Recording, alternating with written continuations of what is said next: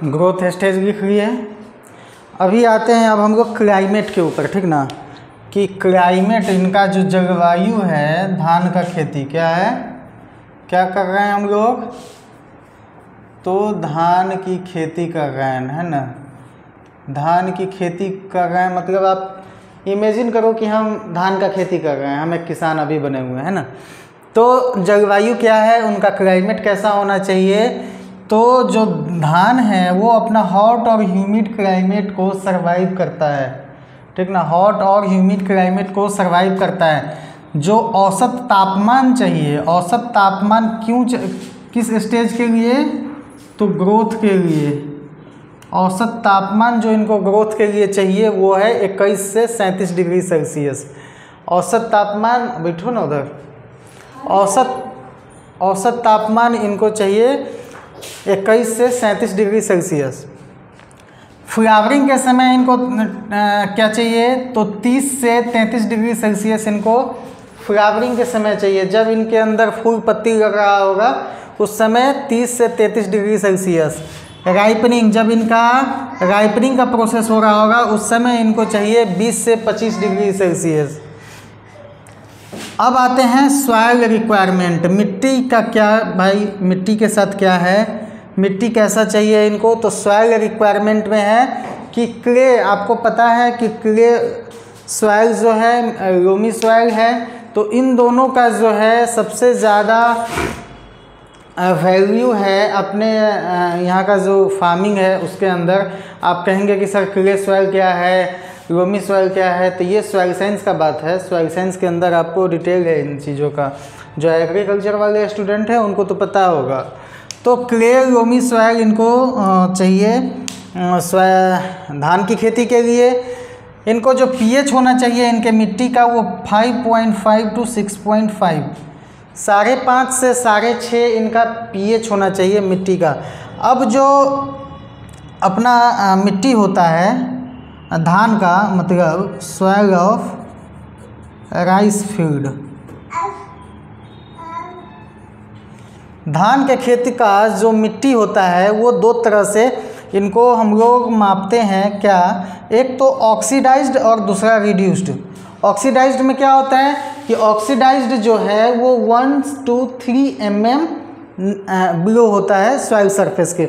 मतलब ये अगर आपका सरफेस है तो यहाँ से 1 से 3 mm नीचे वाला जो मिट्टी होगा वो मिट्टी कैसा होगा, ऑक्सीडाइज्ड होगा, ऑक्सीडाइज्ड स्टेज में होगा वो। जो दूसरा है वो रिड्यूस्ड है। रिड्यूस्ड क्या है, तो ऑक्सीडाइज्ड के नीचे 1 से 3 mm जो है ये ऑक्सीडाइज्ड है। अब इसके नीचे का जो मिट्टी का परत होगा वो होगा आपका रिड्यूस्ड जोन का मिट्टी, ठीक ना। तो धान के खेत में जनरली ऑक्सीडाइज्ड और रिड्यूस्ड जोन वाला मिट्टी आपको मिलता है। उसके बाद आते हैं सीजन पे। सीजन क्या क्या है धान की खेती के लिए, कौन सा उचित मौसम है, सीजन है धान की खेती के लिए, तो पहला है खरीफ सीजन और दूसरा है रबी सीजन। खरीफ सीजन के अंदर आप देखेंगे तो मई जून या जून जुलाई, इन दोनों में ही खरीफ सीजन में खेती होता है धान का। रबी सीजन में वही दिसंबर जनवरी में रख लो आप, रबी सीजन के अंदर खेती होता है। अपने बिहार में भी मोस्ट ऑफ द खरीफ के अंदर ही धान का खेती होता है, तो मई जून और जून जुलाई के अंदर ये होता है।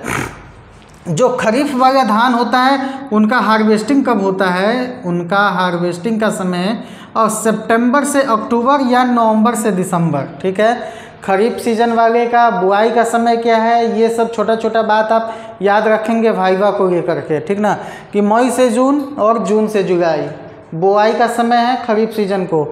हार्वेस्टिंग का समय क्या है, सितंबर से अक्टूबर और नवंबर से दिसंबर।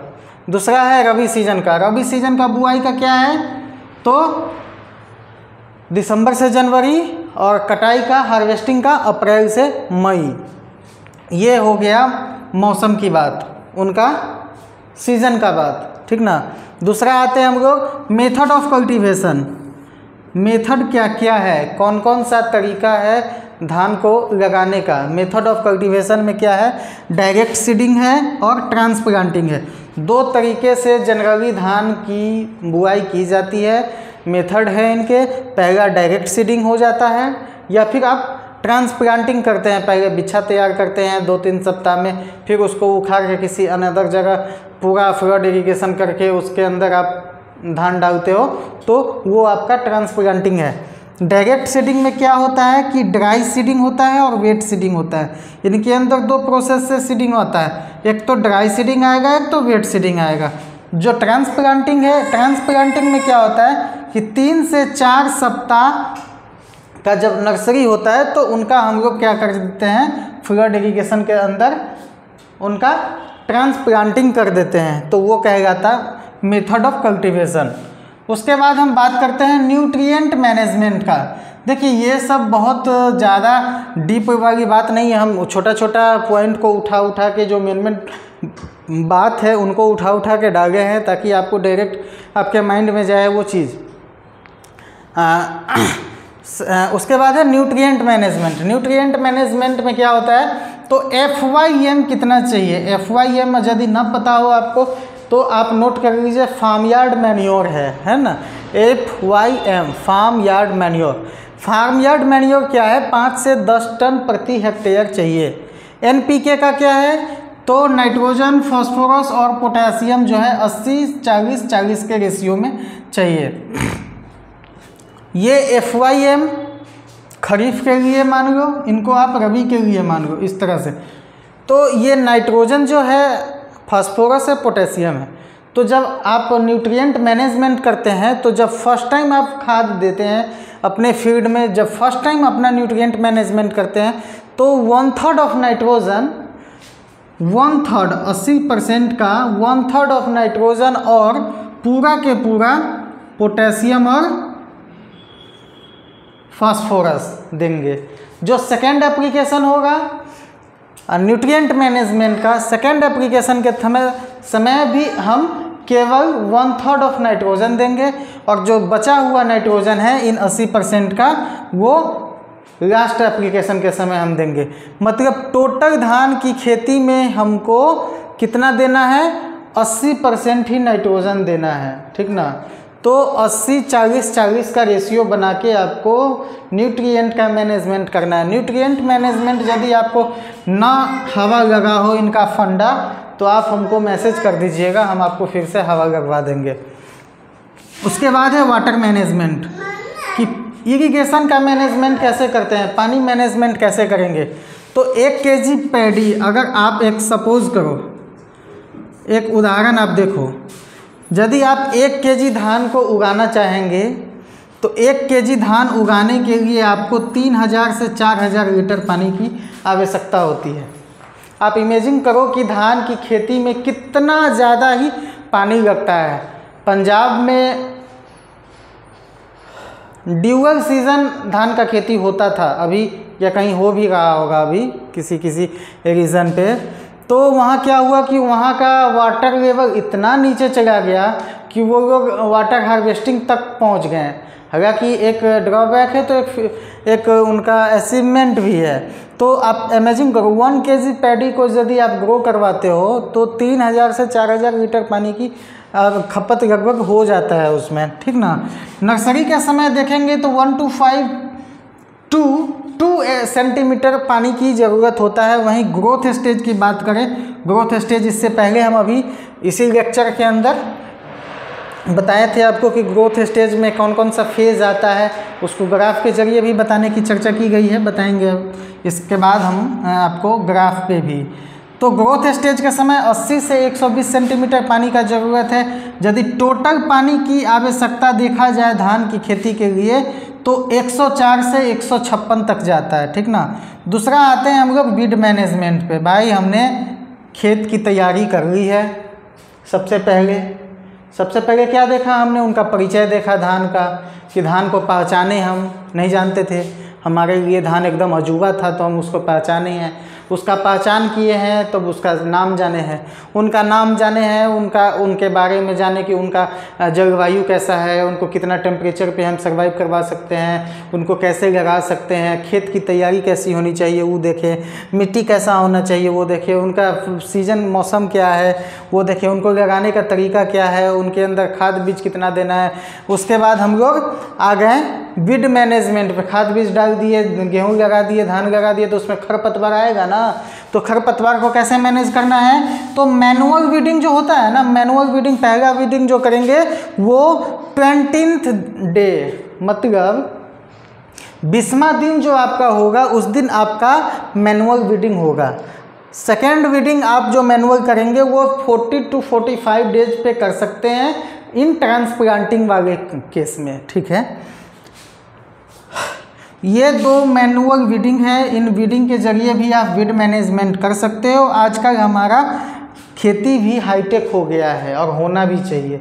हम लोग एग्रीकल्चर वाले इसीलिए ही एग्रीकल्चर कर रहे हैं ताकि किसान को हम लोग प्री और पोस्ट का डिटेल ज्ञान दे। प्री मतलब पहले और पोस्ट मतलब बाद में, मतलब धान की खेती के पहले का जो मैनेजमेंट प्री मैनेजमेंट है, बाद में पोस्ट मैनेजमेंट है। पोस्ट हार्वेस्ट और प्री हार्वेस्ट भी एक फंडा आता है, आप पढ़े होंगे। तो प्री इमरजेंस का भी हम काम कर सकते हैं। प्री इमरजेंस मतलब खरपतवार उगने से पहले कोई ऐसा दवा डाल दो उस खेत में ताकि खर आए ही नहीं, बीड मैनेजमेंट हो ही नहीं उसमें उतना ज़्यादा, कम हो जाए। और पोस्ट इमरजेंस मतलब कि जब खरपतवार निकल चुकी है, खर हो चुका खेत में, तब उनका मैनेजमेंट कर रहे हो हम। तो जो प्री इमरजेंस है उसमें क्या करते हैं, बूटाक्लोर 1 लीटर प्रति हेक्टेयर में अगर आप डालते हो तो ये प्री इमरजेंस हो जाता है। पोस्ट इमरजेंस में देखोगे तो वो 2,4-D वगैरह आप इसमें अप्लाई कर सकते हैं पोस्ट इमरजेंस को कंट्रोल करने के लिए। उसके बाद लास्ट आते हैं हार्वेस्टिंग के ऊपर, वीडियो बहुत बड़ा हो जाएगा। हार्वेस्टिंग, अब हम इसका कटाई करने को जा रहे हैं। तो हार्वेस्टिंग करने समय हम ध्यान देते हैं कि जो हमारा धान है उनका कलर जो ग्रीन था वो ग्रीन से येलो हो गया है क्या। अगर धान का स्टीम आप देखोगे तो वो यदि ग्रीन से येलो में कन्वर्ट हो रहा हो या हो चुका हो तो आप समझो वो कटने के लायक हो गया है, तो आप समझो वो मैच्योरिटी स्टार्ट हो गया है टॉप टू बॉटम। वो जो ग्रीन से येलो होने की जो प्रक्रिया है वो ऊपर से नीचे की तरफ आएगा, टॉप टू बॉटम वो मैच्योरिटी स्टार्ट हो जाता है उसका। जब बॉटम तक आ जाए वो येलो होके तो आप समझते हैं कि ये पूरी तरह से पक चुका है धान, ये पूरी तरह से मैच्योर हो चुका है ना। तो जब मैच्योरिटी होता है उसमें, तो उस समय जब आप धान काट रहे होते हो तो क्या उस धान के अंदर थोड़ा सा भी मॉइस्चर होता है या नहीं होता है, थोड़ा सा भी मॉइस्चर होता है या नहीं होता, आप लोग कमेंट में बताओ। होता है तो 20 से 23% सर जी आपका जो है उन ग्रेन्स के अंदर मॉइस्चर कंटेंट होता है जब आप धान काटते हो। यही मॉइस्चर लॉसेस जाता है जब हम इनका स्टोरेज वगैरह करते हैं। इसके बाद भी यहीं पे धान का खेती ख़त्म नहीं हो गया। किसान के लिए आप समझ रहे हो कि बीज डाला, बीज डालने के बाद कटाई हो गया तो खेती ख़त्म। नहीं भाई, बीज डाला, कटाई हुआ, अब कटाई हुआ तो क्या, इन धान का किसान